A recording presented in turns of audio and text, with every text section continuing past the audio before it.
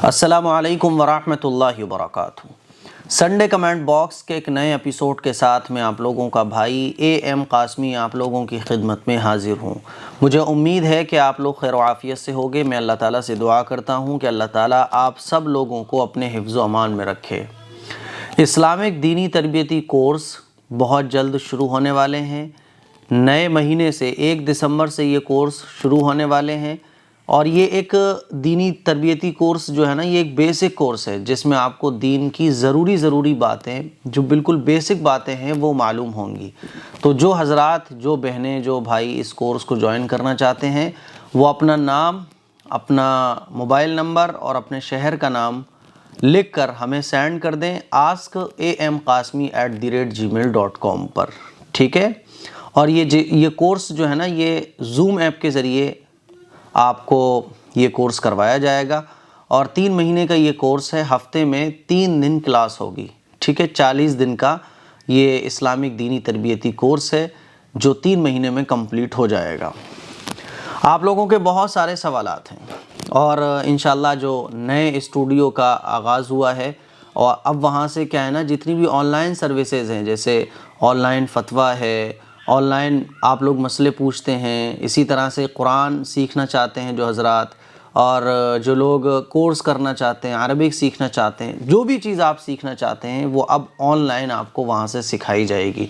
सारी डिटेल्स इंशाल्लाह बहुत जल्द आपको मिलने वाली हैं। मोहम्मद इरफान ये पहला सवाल पूछते हैं, अगर नाबालिग से ही ज़िना हो जाए तो क्या वो गुनहगार होगा? देखें, अगर नाबालिग है, ठीक है, नाबालिग का नाबालिगा से ज़िना हो जाए तो ज़ाहिर है ये लोग मुकल्लफ़ नहीं हैं, अभी नाबालिग हैं, इसीलिए इन पर कोई गुनाह नहीं होगा। लेकिन ये ज़िना तक कैसे पहुँचे, नाबालिगा ज़िना तक कैसे पहुँचे, ज़ाहिर है इसमें बड़ों की डील होती है। तो अगर ये डील बड़ों की तरफ से है, तरबियत पर ध्यान नहीं है, बच्चों पर ध्यान नहीं है, ध्यान न देने की वजह से बच्चे गलत चीज़ों में पड़ जाएं, तो फिर इसके ज़िम्मेदार माँ बाप होते हैं। नाबालिग और नाबालिगा पर कोई गुनाह नहीं होगा। लेकिन आप तरबियत भी कर रहे हो, आप फ़िक्र भी कर रहे हो, फिर जो है अगर नाबालिगा बच्चे ज़िना कर लें तो फिर इसमें कोई गुनाह नहीं होगा। लेकिन आइंदा बहुत ख़याल रखना चाहिए, ठीक है। अल्लाह को जवानी की इबादत बहुत पसंद है, पर कौन सी एज से कौन सी एज तक? इंटरेस्टिंग क्वेश्चन है। कौन सी एज से कौन सी एज तक? देखो, अगर आप बिल्कुल फिट फाट हो, बिल्कुल फिट हो, मेरे ख़्याल में ये जो उम्र होती है ये भी जैसे ही आप जवान होते हो तो आप बिल्कुल फिट होते हो। 30, 35, 40 तक जो है ना, आप फिट फाट रहते हो एकदम, ये इतने रहते हो कि चल भी सकते हो, काम भी खूब कर सकते हो। अच्छा, बाज़ लोग कमज़ोर हो जाते हैं तो 35 साल में भी वो ऐसे हो जाते हैं, बाज़ और होते हैं तो 30 साल में ऐसे हो जाते हैं। जवानी का मतलब ये कि जब आप में फुल ताकत होती है, फुल पावर होती है, ठीक है, और वो अपने अपने हिसाब से अपनी अपनी ताकत के एतबार से आप लोगों में हो सकती है। बाज़ लोगों को 25 साल की उम्र में ही कमज़ोरी आ जाती है, ठीक है। लेकिन जो जवानी, शबाब का जो ज़माना होता है, 20 से लेकर 25 का, 18 से लेके 30 तक का, ये जो वक्त है ये बड़ा शानदार वक्त होता है। इसमें ताकत कूट के हमारे अंदर भरी हुई होती है, जज्बा भी होता है ना। तो ये इसको कहते हैं जवानी की इबादत। बात समझ आ रही है? और अगर आपके अंदर ताकत है, कोई बीमारी नहीं है, कोई प्रॉब्लम नहीं है, तो आप जवानी तो हो, इबादत करो खूब। जवानी से मुराद कि जब आप बिल्कुल फिट हो, इबादत कर सकते हो, खूब इबादत कर सकते हो, कोई थकान महसूस नहीं होगी, ये सारा पीरियड जो है जवानी का कहलाता है। और जहाँ आपको कमज़ोरी आ गई, जहाँ अब आप खड़े भी नहीं हो पा रहे हो ज़्यादा देर तक, बहुत देर तक काम भी नहीं कर पा रहे हो, अब आप सोच रहे हो कि चलो भैया अब तो टाइम आ गया, बीमारी भी आ गई, मान लीजिए 35 साल की आपकी उम्र थी, आपको कोई बीमारी लग गई, अब आप चल फिर भी नहीं पा रहे हो, कमज़ोरी इतनी आ गई, आपने सोचा अब अल्लाह कर लूँ, तो ये अल्लाह को इबादत पसंद है। लेकिन जवानी के मुकाबले में पसंद नहीं है, क्योंकि इसमें तो आप खुद मजबूर हो गए ना। वो जिसमें आप मजबूर नहीं हो, आप घूम सकते हो, फिर सकते हो, सारी ख्वाहिशें अपनी पूरी कर सकते हो, दुनिया भर की चीज़ें आप यूज़ कर सकते हो, इंटरेस्टिंग वाली, ठीक है, विज़िट कर सकते हो, सारे शौक़ पूरे करने की उम्र है, उसमें आप जम के इबादत कर रहे हो, ठीक है। जब आप मोहताज हो गए, आपको पता चल गया अब तो मेरा जाने का टाइम आ गया है, बीमारी आ गई, कमज़ोरी आ गई, अब तो मैं ठीक नहीं हो सकता, वो नहीं। जब आप बिल्कुल ताकतवर हो, फिटफाट हो, उस वक्त की इबादत अल्लाह को बहुत पसंद है। SD आफ्ताब गेमिंग, मुफ्ती साहब मेरे लिए दुआ कीजिए, मेरा रिश्ता बार बार टूट जाता है। चांदनी 15 खातून अम्मी बहुत परेशान रहती हैं, मेरे रिश्ते को लेकर दुआ कीजिए। बिल्कुल हम दुआ करेंगे। सभी बहनों से गुजारिश है, भाइयों से गुजारिश है कि बहन के लिए दुआ करें। आप इशा की नमाज़ के बाद 1000 मरतबा या लतीफ़ू पढ़कर अल्लाह ताला से दुआ करें, ठीक है। अल्लाह ताला कोई ना कोई इंशाअल्लाह बेहतर रिश्ता आप लोगों को अता फ़रमाएगा। राजू खान कहते हैं मुफ्ती साहब क्या उंगलियों पर तस्बीह पढ़कर उंगलियों को बोसा देना सुन्नत है? उंगलियों को बोसा देना सुन्नत नहीं है, कोई चाहे तो बोसा दे सकता है, लेकिन ये सुन्नत नहीं है, ठीक है। मैं सोच रहा था कि कोई ऐसी वेबसाइट बनवाई जाए, इतने लोग मुझे देखते हैं और इतने लोग मुझे सुनते हैं, कितनी हमारी बहनें ऐसी हैं जो अच्छे रिश्ते की तलाश में हैं, कितने हमारे भाई ऐसे हैं जो अच्छे रिश्ते की तलाश में हैं, न जाने कितनों का जोड़ा तो ऐसे ही मिल जाएगा, है ना। बहुत सारे ऐसे लड़के हैं जिनको अच्छी लड़कियां नहीं मिल पा रही हैं। अच्छी लड़कियां क्या, कोई रिश्ता ही नहीं आ रहा बेचारों का भैया, तो वो गरीब हैं या जो है शक्ल सूरत के एतबार से अच्छे नहीं हैं, अच्छी जॉब नहीं है, अच्छी पोस्ट नहीं है, वरना काला पीला भी हो अच्छी पोस्ट पर है तो रिश्तों की लाइन लग जाती है ना। इसी तरह से बहुत सारी हमारी बहनें बड़ी खूबसूरत हैं माशाल्लाह, खूबसूरत भी हैं, लेकिन क्या है कि घर के एतबार से, माल दौलत के एतबार से ऐसी नहीं है तो रिजेक्ट हो जाती हैं वो। तो कितना अच्छा रहेगा कोई आप में से ऐसा हो जो ऐसी कोई वेबसाइट बना दे, कुछ ऐसा कुछ कर दे जिससे रिश्तों के लिए आसानी हो जाए, तो बड़ा अच्छा रहेगा। मेरे पास कोई ऐसा सॉल्यूशन नहीं है, वरना मैं इस पे ज़रूर काम करता। दिल्ली की लड़की ये पूछती है मुफ्ती साहब अगर कोई बेवा औरत का दूसरा निकाह हो रहा हो तो क्या वो पहले शादी के फैंसी सूट ज्वेलरी यूज़ कर सकती है या नहीं? क्यों नहीं कर सकती, वो उसी की सारी चीज़ें हैं और आपकी जो चीज़ें हैं वो आप जब चाहो यूज़ कर सकते हो। कोई कुंवारी लड़की इस्तेमाल कर सकती है कपड़े और ज्वेलरी, 1-2 बार ही पहने हुई हैं। हानिया खान दिल्ली, अरे कोई बात नहीं है, किसी की पहनी हुई चीज़ हम इस्तेमाल कर सकते हैं, ठीक है। पहले तो यही हुआ करता था, किसी को कहीं जाना होता था तो चलो अपनी बहन का सूट मांग के ले गए, बच्चों के लिए अपने भाई के बच्चों के कपड़े मांग कर ले गए, ऐसे ही हुआ करता था। ये तो हमारे टाइम में इसको शर्म की बात समझा जाता है, वरना किसी से भी कोई चीज़ मांग के इस्तेमाल कर सकते हैं। पहले शौहर का इंतकाल हो गया तो उस शादी की जो चीज़ें हमारे पास रखी हुई हैं, अब हम दूसरा निकाह करने जा रहे हैं तो वो चीज़ें हम इस्तेमाल कर सकते हैं, इसमें कोई जो है ऐसे घबराने की बात नहीं है।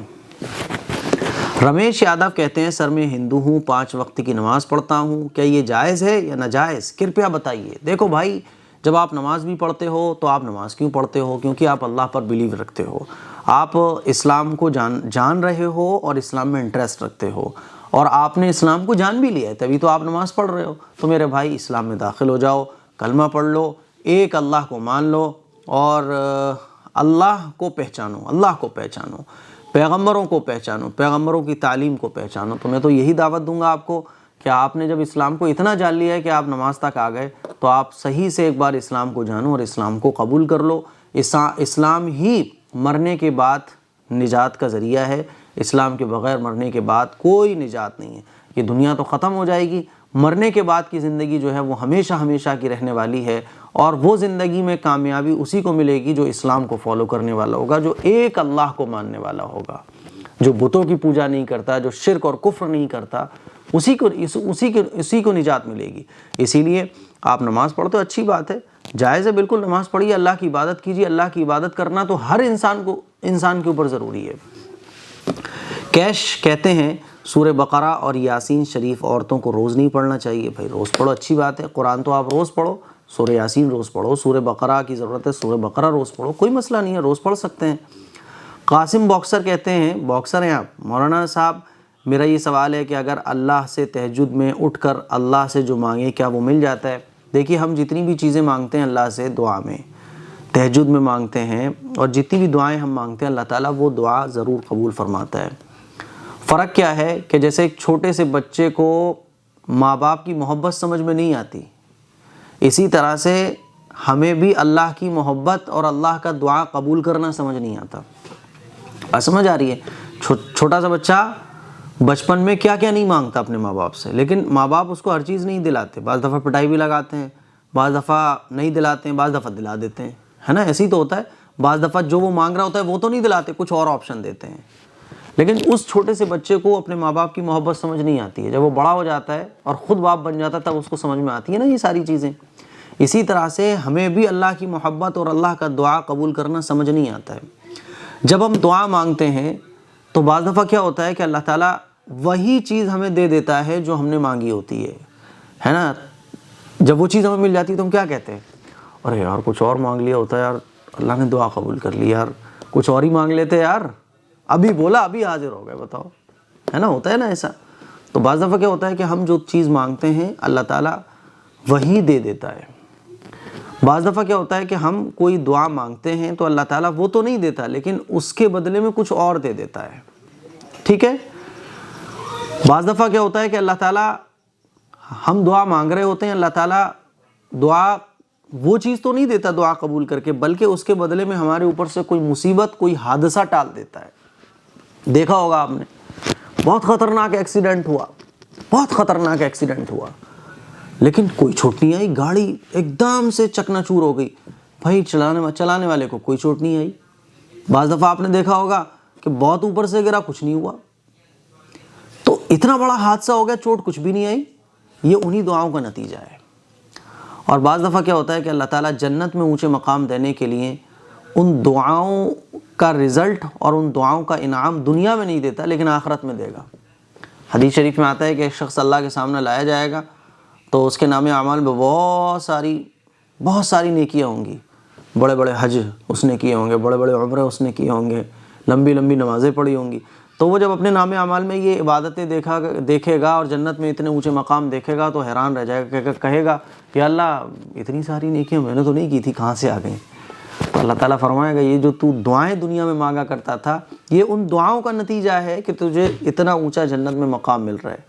उस वक्त वो बंदे और बंदियाँ तमन्ना करेंगे जो दुनिया में दुआएं मांगते मांगते चले जाते हैं। लोग तमन्ना करेंगे कि काश दुनिया के अंदर हमारी एक भी दुआ कबूल नहीं हुई होती, एक भी दुआ कबूल नहीं हुई होती, तो हम जन्नत में और ऊंचा मकाम हासिल कर लेते। तो ये थिंकिंग गलत है। हमारी हर दुआ कबूल होती है। मैंने अभी ये दुआ मांगी कि अल्लाह तू मेरा घर बनवा दे, मैंने ये दुआ मांगी, अल्लाह तू मेरा घर बनवा दे, या अल्लाह मेरे बच्चों की शादी करा दे, और वो दुआ कबूल नहीं हो रही। तो क्या है कि कभी तो वो दुआ वही मिल जाएगी सेम जो हम मांग रहे हैं, कभी क्या होगा कि वो तो नहीं मिलेगी, उसके बदले में दूसरी मिलेगी, क्योंकि अल्लाह जानता है कि ये चीज़ अभी इसके लिए मुनासिब नहीं है। आप मांग रहे हो अल्लाह काम चला दे, अल्लाह मुझे 1 लाख रुपए की ज़रूरत है दे दे, तो अल्लाह ताला नहीं दे रहा है। अल्लाह जानता है कि अगर 1 लाख रुपए इसको दे दिया ये बिगड़ जाएगा, कि गलत रास्ते पे चला जाएगा, इसीलिए अल्लाह 1 लाख रुपए नहीं दे रहा है, क्योंकि वो आपके हक़ में बेहतर है। कभी कभी क्या होता है कि वो 1 लाख रुपए तो नहीं मिल रहे हैं, लेकिन 1 लाख रुपए से कहीं ज़्यादा फ़ायदे की चीज़ें आपके ऊपर से हट रही हैं, मुसीबतें हट रही हैं, बलाएँ हट रही हैं, आप एकदम फिट फाट, आपको कोई शुगर नहीं हो रही, आपको कोई बीमारी नहीं लग रही, कोई कुछ नहीं लग रहा है। ये लाख रुपए की चीज़ें जो आपको मिल रही हैं ना, सेहत, ये उन्हीं दुआओं का नतीजा है। और कभी क्या होता है कि अल्लाह ताला उस दुआ के बदले में आपके लिए आखिरत में अजर लिख देता है कि मेरा बंदा जन्नत में अजर से महरूम न रहे, मेरा बंदा ऊंची पोजीशन हासिल कर ले जन्नत में। तो अल्लाह हमारे लिए बेहतर चाहता है, अल्लाह हमसे कहीं ज़्यादा हमारे लिए अच्छा चाहता है। इसीलिए दुआएं मांगिए और ये मत सोचिए कि अल्लाह ताला दुआएं कबूल नहीं कर रहा है। ये तो हम लोग कहते हैं ना यार दुआएं कबूल नहीं हो रही, हकीकत ये हर दुआ हमारी कबूल हो रही होती है। ये तो हमें लगता है कि हमारी कोई दुआ कबूल ही नहीं हो रही है, वरना हकीकत ये है कि हमारी हर दुआ कबूल होती है। ठीक है, तो बिल्कुल दुआ मांगिए और जो हम मांगते हैं वो हमें मिलता है। जाहिदा गड्ढा कहती हैं, मुफ्ती साहब आपके बारे में क्या बोलें, वर्ड्स नहीं है, अल्लाह आपको लॉन्ग लाइफ दे, दुआ की दरख्वास्त है। जज़ाकुमुल्लाहु अहसनल जज़ा, आप लोगों की मोहब्बत है, आप लोगों का प्यार है, आप लोगों की दुआएं हैं कि अल्लाह का शुक्र है 3 साल से कोई एक दिन ऐसा नहीं गया जिसमें क्लिप मिस हुई हो। अल्लाह फिटफाट रख रहा है, सेहतमंद रख रहा है, दे रहे हैं हम आपको। जिस दिन इस चैनल पर क्लिप आना बंद हो जाएं और चैनल चालू है तो समझ लीजिए वो कुछ हो गया। ठीक है, इसाले सवाब कर दीजिएगा। तूबा खान कहती हैं, हम आपसे 3rd टाइम पूछ रहे हैं, इस बारे में आंसर बता दीजिए। अगर किसी इंसान ने निकाह कर लिया है और फिर उसी इंसान से निकाह करना चाहें तो हो सकता है, मान लीजिए निकाह हो गया और घर वालों को नहीं पता, और जब शादी हो रही है घर वाले फिर से उसी इंसान से करवाएं तो क्या हो सकता है निकाह? प्लीज़ ज़रूर बता दीजिए।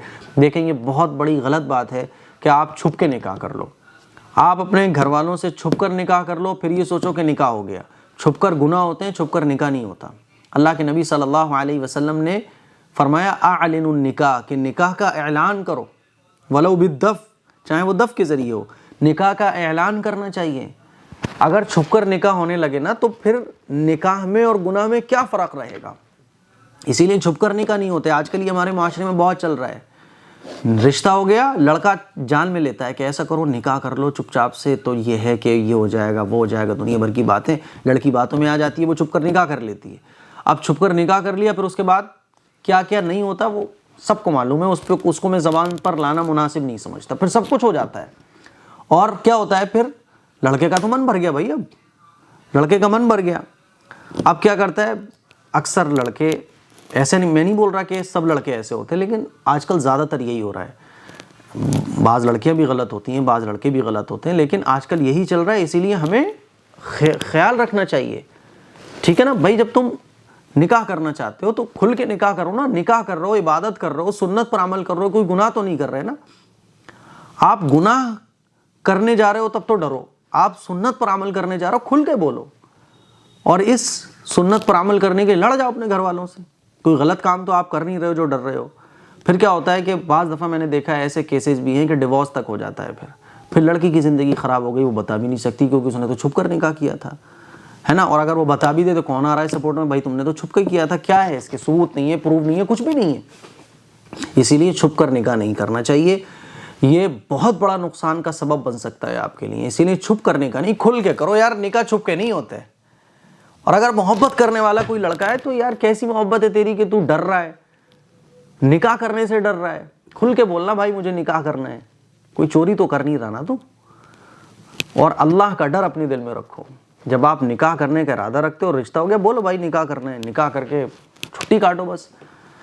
लेकिन फिर भी अगर किसी ने छुप कर निकाह कर लिया और फिर वो घर वालों के सामने दोबारा निकाह करना चाहता है, कोई मसला नहीं है, दोबारा भी निकाह हो जाएगा, कोई हर्ज नहीं है। लेकिन इसका जो रिवाज चल रहा है हमारे माशरे में, ये गलत है। लड़कियां बिल्कुल भी अपने घर वालों से छुप कर लड़के की बातों में आकर या लड़के वालों की बातों में आकर निकाह ना करें। इससे बहुत बड़े नुकसान आज हमारे माशरे में हमारे सामने आ रहे हैं, ठीक है। मंसूर आलम कहते हैं, जनाब मैं आपसे बात करना चाहती हूँ, जब मैं आपकी क्लिप्स ऑलमोस्ट सब, जब आपकी स्टूडियो नहीं बनी थी तब से मैं आपको देख रही हूँ। आप तो ओल्ड इज़ गोल्ड हैं, ओल्ड इज़ गोल्ड। जितने भी लोग हैं सबको बुलाया जाएगा, मेहमान खाना तैयार हो रहा है, रेडी हो जाने के बाद सबको बुलाया जाएगा और एक एजाज़ी अवार्ड आप लोगों को दिया जाएगा। मैं आपकी हर प्रोग्राम देखती हूँ, मैं चाहती हूँ कि आप मेरे गांव तशरीफ़ रखें। बिल्कुल, जब आप बुलाएं जब आ जाएंगे हम तो, क्योंकि हमारे गांव में अभी तक दीन इस्लाम की कोई प्रोग्रेस नहीं है। अगर आपके आने में कोई प्रॉब्लम है तो आप हमें बुला लीजिए। मेरे 3 बच्चे हैं, देखिए अगर आपके गांव में कोई प्रोग्रेस नहीं है तो आप वहाँ हमें बुलाइए, बिल्कुल हम आएंगे। और अल्लाह का शुक्र है, जब अल्लाह ने दिया हुआ है और कार वार भी है, ड्राइवर भी है, कोई मसला नहीं है, तो हम खुद आ जाएंगे और इंशाल्लाह जितना दीन का काम हम आपके गांव में कर सकेंगे करेंगे, ठीक है। तो बिल्कुल आप बुलाइए और आप मैनेज कीजिए सारी चीज़ें, बहुत अच्छा रहेगा, बहुत अच्छा रहेगा। आपकी फ़िक्र को मैं सलाम करता हूँ, अल्लाह से दुआ करता हूँ अल्लाह आपसे बड़ा काम ले। तो आप हमें बुला लीजिए, आप आ जाएँ, आप आना चाहें तो आप भी आ सकती हैं। सबसे बड़ा बेटा 23 साल का है और उसका नाम शाहनवाज हुसैन है। और क्या लिखूं आपसे बात करने के लिए तो बहुत कुछ है, लेकिन कमेंट में क्या लिखूं। अगर आप अपना नंबर दे सकते हैं तो नंबर दे दीजिए, नहीं तो कहीं मिलने की जगह है तो आप हमें ज़रूर बताइए। जी बिल्कुल, मेहमान खाना रेडी हो रहा है, वहाँ मैं एकदम ओपनली एड्रेस देने वाला हूँ। जो हज़रात आना चाहेंगे, जो बहनें आना चाहेंगे, आराम से आइए और जितने दिन आप रहना चाहें उतने दिन रहिए। जो मस्जिद हम सब लोगों ने मिलकर तामीर कराई है, मस्जिद निज़ामुद्दीन, वो मस्जिद आप देखिए आकर, ठीक है। मदरसे के लिए जो ज़मीन ली गई है वहाँ सारा सिस्टम होगा, वो भी देखिए आप, ठीक है। तो बिल्कुल कोई मसला नहीं है। रही नंबर की बात तो आप मेल कीजिए askam.qasmi@gmail.com पर। आप इस मेल एड्रेस पर मेल कीजिएगा, ठीक है। तो इंशाल्लाह आपसे कांटेक्ट कर लिया जाएगा। मेल में आप अपना नाम, अपना मोबाइल नंबर भेजिए, सिटी का नाम, आपसे कांटेक्ट कर लिया जाएगा। फ़िज़ा अली, देखो भाई, जहाँ जहाँ भी दीन का काम आप लोगों को करना है और आप इरादा रखते हो और मुझे आप अपने काम में लेना चाहते हो, मेरे ज़रिए कोई फ़ायदा आपको हासिल हो सकता है, अगर आपको लग रहा है कि आपके एरिए में लोगों को दीन का ये फ़ायदा होगा, तो बिल्कुल मैं आपके जिस काम आ सकता हूँ आऊँगा, मैं रेडी हूँ, नो प्रॉब्लम। और मैं कहीं भी जाने की कोई फ़ीस नहीं लेता, कोई चार्ज नहीं लेता, ठीक है। अपने ख़र्चे पर ही जाता हूँ। ये मैंने अल्लाह से मन्नत मांगी है कि दीन के जितने भी काम होंगे, जितने मुझसे हो सकेंगे अपनी ज़ाती पैसों से, अपने एतबार से, वो मैं इंशाल्लाह करूँगा, इसलिए नो प्रॉब्लम। ठीक है। फ़िज़ा अली कहती है, मौलाना जी मेरा सवाल ये है कि अगर भाई बहन का निकाह हराम है तो फिर कज़िन सिस्टर और कज़िन ब्रदर भी तो भाई बहन ही होते हैं, तो फिर क्यों शादी कर देते हैं? प्लीज़ रिप्लाई ज़रूर देना। देखो, कज़िन ब्रदर और कज़िन सिस्टर भाई बहन जैसे होते हैं, भाई बहन नहीं होते हैं। वरना इस एतबार से तो एक इंसान दूसरे इंसान का रिश्ते में भाई बहन ही है, क्योंकि जाके सब आदम अलैहिस्सलाम से मिल जाते हैं। और एक मुसलमान दूसरे मुसलमान का भाई है, अल मुस्लिम अखुल मुस्लिम। बात दरअसल ये है कि निकाह किन लोगों से हराम हो, किन लोगों से जायज़ हो, इसका कोई कॉन्सेप्ट होना चाहिए ना। क्या इसकी बुनियाद है, किस बुनियाद पर किससे रिश्ता होगा, किससे रिश्ता नहीं होगा, किससे शादी कर सकते हैं, किससे शादी नहीं कर सकते। तो इस्लाम ने हमें ये कॉन्सेप्ट दिया। देखो 3 रिश्ते होते हैं, 3 रिश्तेदारी ऐसी होती हैं जिनसे निकाह हराम हो जाता है। नंबर एक खूनी रिश्ता। खूनी रिश्ता जैसे बाप, माँ, दादा, दादी, नाना, नानी, तो ये ऊपर तक जितनी भी रिश्तेदारी है खूनी रिश्तेदारी कहलाती है। इसीलिए फूफी से निकाह नहीं हो सकता, खाला से निकाह नहीं हो सकता, क्योंकि खूनी रिश्तेदारियों में ये लोग आते हैं। ठीक है ना। दूसरा जो रिश्ता है वो है रज़ाई रिश्ता, यानी दूधी रिश्ता। जैसे कि एक औरत से 2 बच्चों ने दूध पिया, तो ये दूधी रिश्ता हो गया। ठीक है ना। तो इसको कहते हैं रज़ाई रिश्ता। तो रज़ाई रिश्तेदारी की वजह से किसी से निकाह हराम होता है। एक औरत ने 2 बच्चों को दूध पिलाया जिसमें एक लड़का एक लड़की है, तो अब ये एक लड़का और ये लड़की दोनों, भले से इनके माँ बाप अलग हों, लेकिन दूध पिलाने वाली एक खातून है, जिसकी वजह से अब ये दोनों रज़ाई भाई बहन हो गए, अब इनकी शादी नहीं हो सकती। तीसरी रिश्तेदारी है ससुराली रिश्तेदारी। आपने किसी लड़की से शादी की तो अब सास आपके लिए हराम हो गई। ठीक है ना। तो ये तीसरा रिश्ता है। तो ये 3 रिश्तेदारी हैं जिसकी बुनियाद पर किस औरत से निकाह होगा, किस औरत से निकाह नहीं होगा, ये 3 रिश्तेदारियाँ हैं जिनकी बुनियाद पर निकाह औरतों से हराम हो जाता है। अब आप मुझे बताओ कि ये 3 रिश्तेदारियों में से कौन सी रिश्तेदारी कज़िन में पाई जाती है? नहीं पाई जाती है। अच्छा, जो गैर मुस्लिम इस बात पर एतराज़ करते हैं कि कज़िन से रिश्ता, कज़िन तो भाई है, कज़िन तो बहन है, कज़िन मैरिज गलत है, ये है वो है, तो उनसे ये पूछा जाए भाई ये गलत होना किस बेस पर है? कोई इसका कॉन्सेप्ट होगा ना, क्यों गलत है? क्योंकि गैर मुस्लिमों के यहाँ हिंदू मैरिज एक्ट के मुताबिक 5 पीढ़ियों तक, 5 जनरेशन तक, बाप की ऊपर तक, बाप की तरफ से 5 जनरेशन तक कज़िन से निकाह नहीं हो सकता, लेकिन 5 जनरेशन के बाद कज़िन से रिश्ता हो सकता है। और माँ की तरफ से 3 जनरेशन तक नहीं हो सकता। 3 जनरेशन के बाद माँ की तरफ से जो कज़िन हमारे हैं उनसे रिश्ता हो सकता है। इसी तरह से आप ब्रह्मा के बारे में देखें कि ब्रह्मा, जिनको ये लोग इस दुनिया का क्रिएटर कहते हैं सारी चीज़ों का, ब्रह्मा ने अपने सीमन से सरस्वती को पैदा किया और फिर बाद में उसी से शादी कर ली। ठीक है ना। इसी तरह से एक चीज़ है नियोग। नियोग में क्या होता है कि अगर किसी मियाँ बीवी की औलाद नहीं हो रही तो उसको ये कहा गया कि तुम जो है नियोग कर लो। और नियोग क्या है कि किसी भी दूसरे मर्द से ताल्लुक़ बना लो, यानी अपने ससुर से ताल्लुक़ बना लो, और जब तुम्हारा काम पूरा हो जाए तो फिर वो तुम्हारे लिए ससुर हो जाता है और तुम्हारा शौहर हो जाता है। ये नियोग की रस्म है। तो अब देखें, एक ही से नाजायज़ था फिर जायज़ हो गया, और इसमें क्या हुआ, 5 जनरेशन तक तो जायज़ नहीं है निकाह करना, कज़िन मैरिज, लेकिन 5 जनरेशन के बाद जायज़ है। तो अब ये जायज़ कैसे हो गया? बाप में 5 जनरेशन तक जायज़ नहीं है, माँ में 3 जनरेशन तक जायज़ है, तो माँ में 3 जनरेशन तक क्यों जायज़ है? ठीक है। तो ये 5 और 3 का फ़र्क आपने कैसे किया, और ये कैसे आपने फ़र्क कर दिया कि 5 जनरेशन तक तो जायज़ नहीं है लेकिन 5 जनरेशन के बाद जायज़ है? माँ की तरफ से 3 जनरेशन तक जायज़ नहीं है, 3 जनरेशन के बाद जायज़ है। तो अभी एक चीज़ जायज़ थी अब नाजायज़ हो गई, और अब नाजायज़ थी अब जायज़ हो गई, तो ये फ़र्क क्यों हो रहा है? तो वो आपको जवाब देंगे भाई ऐसे ही चला आ रहा है। तो हम ये कहते हैं कि इस्लाम की जो भी चीज़ है वो ऐसे ही नहीं है, उसका कोई लॉजिक है, उसकी कोई वजह है, उसका कोई कॉन्सेप्ट है। इस्लाम ने हमें एक पूरा सिस्टम दिया है। कोई भी चीज़ गलत है तो वो गलत क्यों होना चाहिए, उसकी वजह है। ठीक है ना। तो ये जो हमारे माशरे में cousin sister, cousin brother, cousin marriage के बारे में जो गलत ख़यालात हैं, ये गैर मुस्लिमों की तरफ से एतराज़ किए जाते हैं, हालांकि ख़ुद वो लोग अपने गिरेबान में जाकर कर नहीं देखते कि उनके यहाँ क्या चल रहा है, इतनी धांधलियाँ चल रही हैं। हमारे जो उसूल है, देखो मैं किसी पर तान और तंज नहीं कर रहा हूँ, बल्कि मैं ये कह रहा हूँ कि हर धर्म की अपनी अपनी चीज़ें होती हैं। इस्लाम ने हमें एक कॉन्सेप्ट दिया है कि किससे शादी जायज़ है, किससे शादी जायज़ नहीं है। तो 3 रिश्ते हैं जिनकी वजह से किसी भी औरत से शादी, निकाह नाजायज़ होता है, और इन 3 रिश्तों के अलावा ये 3 रिश्ते अगर किसी में नहीं पाए जाएंगे तो फिर उससे निकाह किया जा सकता है। और जो लोग एतराज़ करते हैं तो भाई वो अपने बारे में देखें और अपने बारे में बताएं कि भाई ये क्या है। हमारे इस्लाम में अल्लाह का शुक्र है हर चीज़ एकदम कंप्लीट है, और हर चीज़ की एक वजह है, हर चीज़ का एक उसूल है। बेउसूली पर इस्लाम की कोई बात नहीं है, ठीक है ना। तो कज़िन सिस्टर, कज़िन मैरिज जो है ना, ये गैर मुस्लिमों की तरफ से एतराज़ किए जाते हैं, और मैंने इसकी पूरी वजह बता दी कि वो एतराज़ जो करते हैं वो भी खामखा में एतराज़ करते हैं, ठीक है। वो खुद अपनी चीज़ें देखें और उसकी वजह बताएं कि ऐसा क्यों है, तो वो इसका जवाब नहीं दे पाएंगे, कोई नहीं दे पाएगा जवाब। अच्छा, जैस्मिन कहती हैं, मुफ्ती साहब जज़ाकल्लाह आपको सलामत रखे, मुझे दूसरों के सवाल से ही अपनी परेशानी का जवाब मिल जाता है, जो आप सवालों के जवाब देते हैं, जज़ाकुमुल्लाह। बहुत सारी बहनों को जवाब ऐसे ही मिल जाते हैं, और बहुत सारे लोग ऐसे होते हैं जो पूछते ही रहते हैं और उनको जवाब दे दिया जाता है, फिर भी वो पूछते रहते हैं, क्योंकि वो देखते ही नहीं है, और या देखते हैं तो बस इसलिए देखते हैं मेरे सवाल का जवाब दिया गया है या नहीं दिया गया है। आरफा खान पूछती हैं, लिपस्टिक्स लगाकर नमाज़ पढ़ना कैसा है, प्लीज़ रिप्लाई करें। लिपस्टिक लगा के नमाज़ क्यों पढ़ रही हो, मत पढ़ो।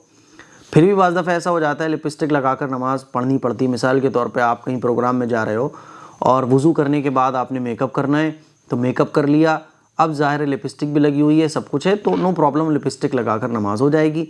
वो लिपस्टिक ऐसी होना चाहिए जिसमें खंजीर की चर्बी ना हो, है ना। और ज़्यादातर जो लिपस्टिक आती हैं उसमें खंजीर की चर्बी नहीं होती है, लेकिन फिर भी आप देख लें वो लिपस्टिक किस चीज़ से बनी हुई है, उसमें लिखा होता है पूरा ये किस चीज़ से बनी है, उसमें बस खंजीर की चर्बी नहीं होना चाहिए, नो प्रॉब्लम, बाकी लिपस्टिक लगाकर नमाज़ हो जाती है ना, कोई मसला नहीं है, नमाज नहीं छोड़ें आप। बाज़ ख़वातीन जो है ना वो नमाज़ छोड़ देती हैं, दिल नहीं हो रहा। अरे भैया तुम्हारे दिल से क्या मतलब है, ये देखो नमाज़ पढ़ो, नमाज़ छोड़ने का दिल हो रहा है, बस नमाज़ पढ़ने का दिल नहीं हो रहा। नमाज़ छोड़ने का तो दिल हो रहा है, नमाज़ पढ़ने का दिल नहीं हो रहा, इसलिए नमाज़ नहीं पढ़ रहे, नमाज़ पढ़ो। हयात शेख कहती हैं, मुफ्ती साहब आपने जवाब नहीं दिया कि जीने के नीचे किचन या बाथरूम बनवाना ठीक है या नहीं। क्या मसला है इसमें, जीने के नीचे किचन बाथरूम बनवाओ, जीने के ऊपर बनवाओ, छत के ऊपर बनवाओ, क्या मसला है, कोई दिक्कत नहीं है, जहाँ आपका मन करे वहाँ बनवाओ। नोबल मोनेर्च, आप कह रहे हैं कि आपसे कभी भी बात कर सकते हैं, मैंने फ़ोन किया, व्हाट्सएप पर मैसेज किया, आपको मेल भी किया, नो रेस्पॉन्स, आपसे कोई शिकायत नहीं है, लेकिन आपके एडमिन की काफ़ी मर्ज़ी चलती है इस चैनल पर। ऐसा नहीं है, बेचारा शरीफ आदमी है, उसकी कोई मर्ज़ी नहीं चलती है, वो मेरी मर्ज़ी के कोई बगैर काम नहीं करता है, इसीलिए आपको लगता होगा। ऐसा नहीं है मेरे भाई, नाराज़ होने की ज़रूरत नहीं है, आप मैसेज करो दोबारा और मुझे लिख देना कि मैंने कमेंट भी किया था, तो मैं इंशाल्लाह आपके मेल का जवाब ज़रूर दूँगा। ऑफिशियल गेमर, प्यार करना गुनाह है, मुफ्ती साहब जवाब दो। प्यार करना तो गुनाह नहीं है, लेकिन बीवी बनाए बगैर प्यार करना गुनाह है। प्यार करना गुनाह नहीं है, लेकिन बीवी बनाए बगैर प्यार करना गुनाह है। प्यार करना है, बीवी बना लो, फिर जितना चाहो उतना प्यार करो। बात समझ आ रही है। नजमा निखत कहती हैं, आपकी गुफ्तगू करने और समझाने का जवाब नहीं, अल्लाह आपको दिल में हमेशा इसी तरह ईमान की रोशनी रखे, आमीन आमीन। बहुत बहुत शुक्रिया।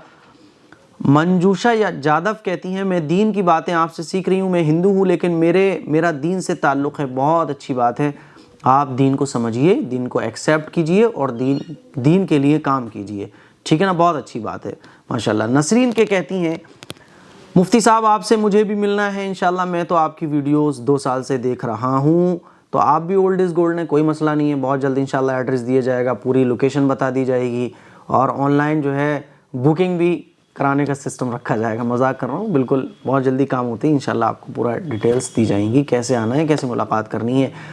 रोशन बानो कहती हैं, हम घर बनाए, बंदिश नहीं कराए थे, अब मौली साहब बोल रहे हैं कि बंदिश कराओ, आपके घर में कुछ दिक्कत है, मौली साहब के चक्कर में पढ़ोगी तो बंदिशें लगी रहेंगी, इसीलिए मौली साहब के चक्कर में पढ़ने के बजाय मेरे चक्कर में पढ़ो। कुछ कराने की ज़रूरत नहीं है, रोज़ाना फजर की नमाज़ पढ़ो, अल्लाह से डरो, ईमान मजबूत रखो, घर में कुछ नहीं होगा, कुछ नहीं होगा। अब ये मौलवी साहब बोल रहे हैं कि घर तोड़वाओ, चलो घर नहीं तोड़वाओगे कोई बात नहीं है, बोल रहे हैं बंदिश कराओ, घर में कुछ दिक्कत है। आपको कुछ दिक्कत लग रही है, आपको कुछ प्रॉब्लम लग रही है, अगर प्रॉब्लम लग रही है नमाज पढ़ो, नमाज के बाद अल्लाह से दुआ करो। सारी प्रॉब्लम का सॉल्यूशन दुआ में है, सारी प्रॉब्लम का सॉल्यूशन नमाज में है, कुरान में है। अल्लाह के नबी सल्लल्लाहु अलैहि वसल्लम को जब भी कोई अहम वाक़या पेश आता था, हुज़ूर अलैहिस्सलातु वस्सलाम फ़ौरन 2 रकात नमाज पढ़कर अल्लाह से दुआ मांगा करते थे। तो अल्लाह के नबी ने हमें ये तालीम दी है। मौलवी कीले ठुकवाने की आपसे बोल रहा है, इसके क्या बोलूँ मैं, रहने दो, बस ज़बान से कुछ निकल जाएगा, फिर एक्सपोज करने वाले एकदम कैच कर लेंगे, ये हम कासमी एक्सपोज है, एक्सपोज है, एक्सपोज। वैसे भी बहुत सारे लोग, जितने भी आमिल लोग हैं, मुझे गालियाँ देने लगे, मेरे बारे में बुरा सुरा कहने लगे, अरे यार ये कुछ जानता वानता नहीं है, बस बताना शुरू कर दिया है, पता नहीं आमिलों के बारे में जानता नहीं है, ये वो दुनिया भर की बात है। तो मेरे भाई बंदिश कुछ नहीं हो रही, आप अल्लाह से डरो, ईमान मजबूत रखो, कुछ नहीं होने वाला आपके घर में, कुछ नहीं होने वाला। और ये जो मौलवी आपको बोल रहा है, इसको घर में आइंदा के लिए मत बुलाओ, इसको चेक कराने के लिए। जब जब आप इसे चेक कराने को बुलाओगे, ये कुछ ना कुछ बताएगा, क्योंकि इसकी जेब खाली है, इसको जेब भरनी है अपनी, और आप जैसे लोगों से ये अपनी जेब भरेगा। होशियार रहिएगा। शाहिद हसन कहते हैं, मेरा एक सवाल है, जब किसी की मैयत हो जाती है तो लोग मैयत के चेहरे को देखकर कहने लगते हैं ये जन्नती है या जहन्नमी। हमें ये कहने का इख्तियार नहीं है कि कौन जन्नती है और कौन जहन्नमी। अल्लाह जानता है कि कौन जन्नती है कौन जहन्नमी है। अगर चेहरा खूबसूरत हो तो लोग कहते हैं ये जन्नती होगा, अगर चेहरा स्याह हो जाए तो लोग कहते हैं ये गुनहगार होगा। देखो, चेहरा खूबसूरत हो जाना अच्छी बात है, किसी का चेहरा खूबसूरत है तो हम अच्छा गुमान रख सकते हैं कि ये जन्नती होगा। लेकिन अगर किसी का चेहरा स्याह हो जाए, काला हो जाए, तो हम ये नहीं कहना चाहिए, हमें ये नहीं कहना चाहिए, और ना हम ये कह सकते हैं कि ये जहन्नमी होगा। बाज़ दफ़ा बीमारी की वजह से, या जो उस मरते वक्त में दवाइयाँ हमने खाई होती हैं उसका रिएक्शन भी होता है, कुछ और वजह भी होती हैं, बॉडी में कुछ और हरकत होती है जिससे चेहरा स्याह हो जाता है। चेहरे का स्याह होना और चेहरे का चमकदार होना, खूबसूरत होना, ये जन्नती और जहन्नमी की अलामत नहीं है, और ना हम ये कह सकते कि ये जन्नती है ये जहन्नमी है। ये तो अल्लाह का फ़ैसला है, अल्लाह जानता है। जिस चीज़ का हमें इल्म नहीं है उन चीज़ों के पीछे हमें नहीं पड़ना चाहिए और अपनी तरफ से हमें कोई फ़ैसला नहीं करना चाहिए। अल्लाह को ये बात बहुत नागवार गुज़रती है जब बंदा किसी चीज़ में वो बात कहता है जो वो नहीं जानता और जिसका इल्म सिर्फ़ अल्लाह को है। इसीलिए अपनी तरफ से ज़्यादा होशियार बनने की ज़रूरत नहीं है, ठीक है, ऐसा नहीं कहना चाहिए। ये संडे कमेंट बॉक्स के कुछ सवालात थे जिनके जवाबात मैंने आप लोगों के सामने दिए। मुझे उम्मीद है ये एपिसोड आप लोगों को पसंद आया होगा। कमेंट करके ज़रूर बताइएगा और अपना सवाल कमेंट ज़रूर कीजिएगा, और इस एपिसोड को आप सोशल प्लेटफॉर्म पर शेयर करें, और शॉर्ट मसाइल अपने व्हाट्सअप स्टेटस पर, इंस्टाग्राम स्टेटस पर, फेसबुक स्टेटस पर भी आप लगा सकते हैं ताकि दीन के ये ज़रूरी मसाइल लोगों को मालूम हो सकें। अस्सलामु अलैकुम वरहमतुल्लाहि वबरकातुहू।